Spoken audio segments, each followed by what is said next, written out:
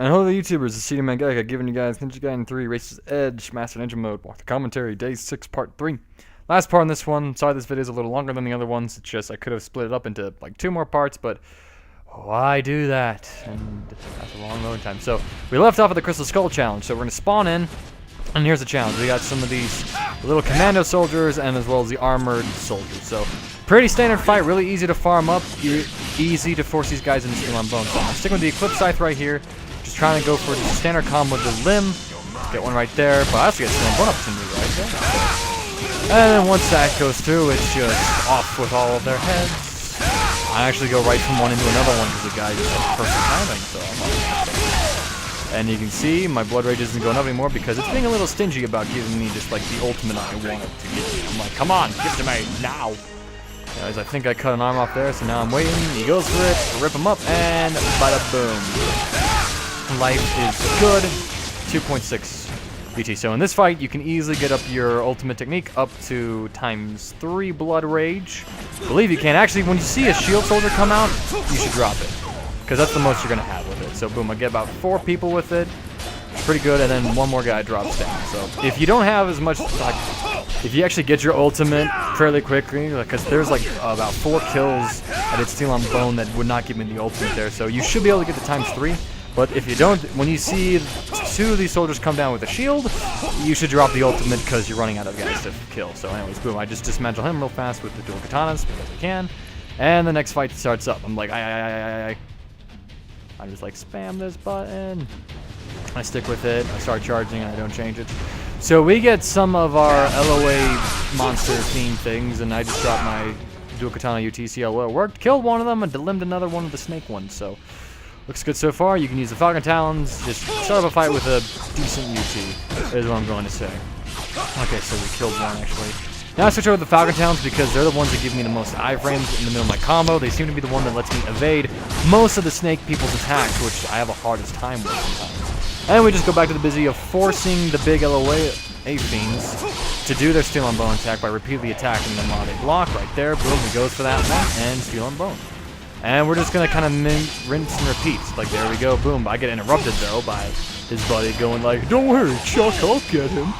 And I'm just like, you don't be a hero. Get a dilemma there. Make sure you kill the big guys before they go for their kamikaze dive bomb. They'll blow up if you dodge it, and they'll die. But if they hit you, you're dead. You get another steel on bone. And you get an ultimate in this fight, so, oh goody. So I instantly drop it, because there's plenty of snake people around. Wait until you get like the optimum enemy coverage, like the ones you have the most problem with, and you'll be fine. I just instantly dropped it because I was going to lose my blood rage bonus because it's really hard to keep it up with these guys. So I get hit, I get low on health, so I drop an impo, and it like basically gives me full health, which is nice. And then I get an OT down, force steel on bone, wrap him up, and I think there's one more snake fiend for me to fight. There, yeah, you little bugger. And they throw me, so much of my health is just gone. I think I get thrown again, actually, in this playthrough. I am not sure. But anyways, you see me, I'm just constantly spamming combo with it. They kind of juke around a bit. You can effectively dodge a whole lot of it. You just get so much defense from this Falcon Talon combo spam that, hey, it's all worth. And eventually, I'm going to get Blim here. There it is, and I can just go for the OT relatively well. Awesome. So, the third wave, you're actually going to see me get all the way to the boss fight, so you'll see what the boss fight is, and I don't win the boss fight, spoilers, because it's a pain, and I'm not going to spend that much time redoing this. So, we get mages to fight, so I instantly just drop an ultimate technique to kill a few, and after you kill a few of the mages, some of the purple fiends begin to spawn. So this fight is all about tunneling enemies. So, there's plenty of steel on bone opportunities here, actually, but I just kind of go about killing the mages, because I'm not too good at steel on bone farming them, so I'm not going to even try. Once I get the dilemma on a purple fiend, though, I'm like, okay, I probably should look for it. And when I do, I get thrown. And there's one of them who's limbed, he's not doing anything. I'm like, yes, serious. Blast at me, he goes for dive, that guy goes for one. Here we go, steel on bone chain. Claw him up, and the mages, it's like playing whack-a-mage. Or whack-a-mole, it's just annoying. I go for an OT, and I get it, just going to keep my blood rage up. Get another dilemma, get another dilemma. And so, I mean, it's fairly standard affair with the purple fiends. We've dealt with them plenty often enough. Just stealing bone chain it for days. Make sure you avoid the mages. I mean, these are all just old-time enemies.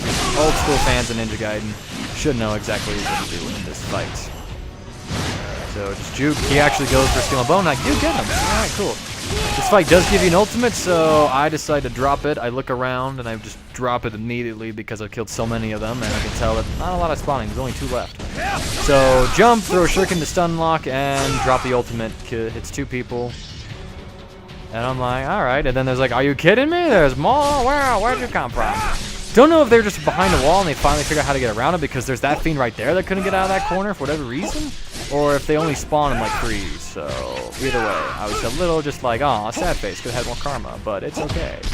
Go for a guillotine throw and I get the limb with the head, so they're dead, and I try to do it again, and I just get, this guy is just running circles around me. It's embarrassing. Boom, kill him, OT. Yay. So the boss fight for this Crystal Skull challenge, I'm just clapping my swords together, is Elizabeth. Oh, Elizabeth. Sorry, I just keep on calling her that for whatever reason. So I'm like, well, crap, and I switch over to the Falcon Talons. Same fight from Ninja Gaiden Sigma 2, so basically you just have to wait for her to do a combo or 2, dodge it, go in for a combo attack. I believe I tried the 360 Scythe UT right here. I'm not as proficient with it. It's not a UT, it's just an attack. Wait for her to go down. That's not the attack, actually. I think this is where I'm trying to figure out what it is, but I don't do it right. So you can see me just utterly, like, failing.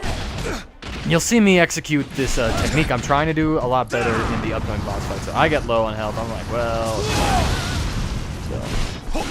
And I'm about to die. If you can do the method right, you should have an easier time, but you just gotta wait for the moments when she's vulnerable, which are basically after a combo attack. So after that fight, we're back out of the Crystal Skull challenge. We're gonna have this paused for half a second.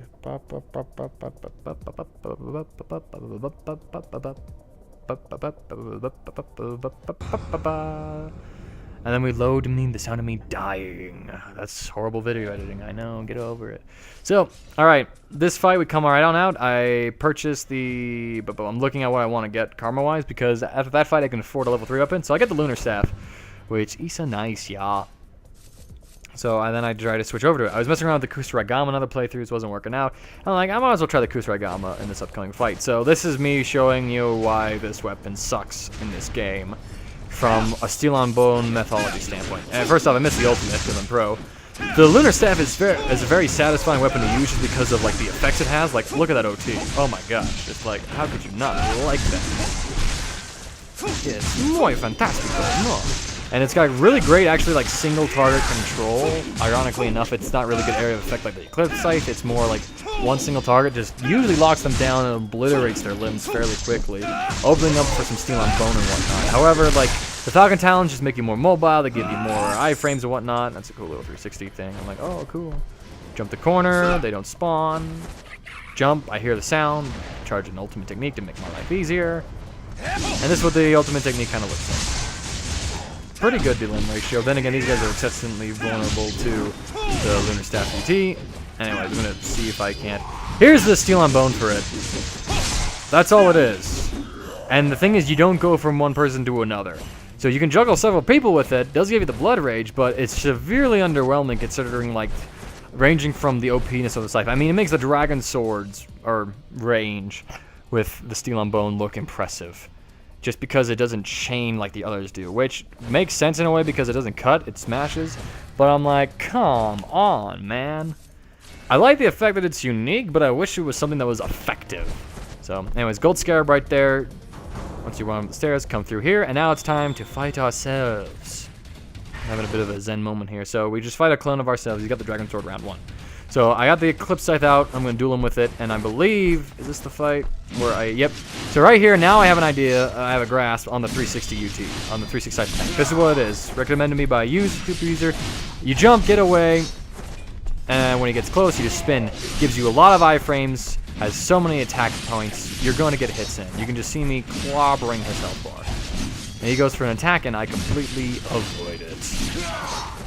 It's really simple, really fascinating, and if you can learn the timing within a bosses, it's downright OP, is what it is. I'm like, wow, I'm having a fairly easy time. Then again, this boss fight, in and of itself, is fairly easy. His second form, however, is going to be a pain in the caboose.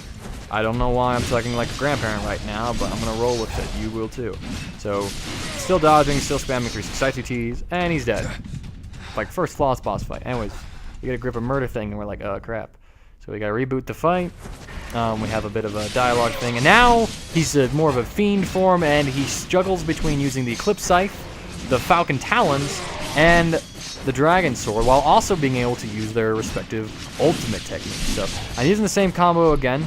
360, just kind of get it close and far away. The Scythe has a really good range, so you can occasionally do that. But the key thing about him is that when he goes for an ultimate, you can steal on bone him, actually, which won't do anything except excessive amounts of damage.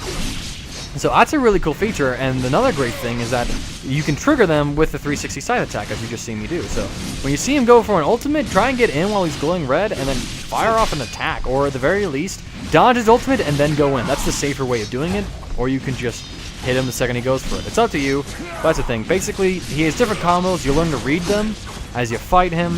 Some of the Falcon Talons ones are especially long, so I tended to stay away from him, except right now I'm getting used to applying the 360 Scythe attack that I can just claw through him no matter what. So this saves you from having to really dodge his combos and lets you just hit him regardless. It puts the fight in their hands. So anyways, he does hit me with an ult there though, and I'm not able to get my to steal my bone off. So one thing to note in this fight is that first off, he's going to throw a Nimpo when he gets about this low of health.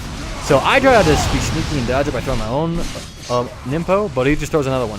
So 360 Scythe. It's beautiful. It's ridiculous. So he goes for another ultimate, and I missed the steal on bone opportunity, but it's okay. And then we get to this point of the fight, and he's going to try and kill me, and I steal on bone him back, and I just kill him. Yay! So I had a hard time with that fight. You'll get used to it. 360 Scythe is pretty great. You can go with the Falcon Talons method. Use what you will against him. Just learn his combos relatively quickly, and you'll be fine. But again, the 360 Scythe attack, how you do that, best way that I've been able to execute it is jump in the air, so you're kind of do it like an on-landing UT, and then that's the best way for me to land it. So I pick up the Lunar Staff, and I do a 360 attack with it in the gate, because we just got 3 mages to deal with here, and I'm just ripping them apart. Lunar Staff is a pretty good weapon type for an enemy type that you just can't steal on bone.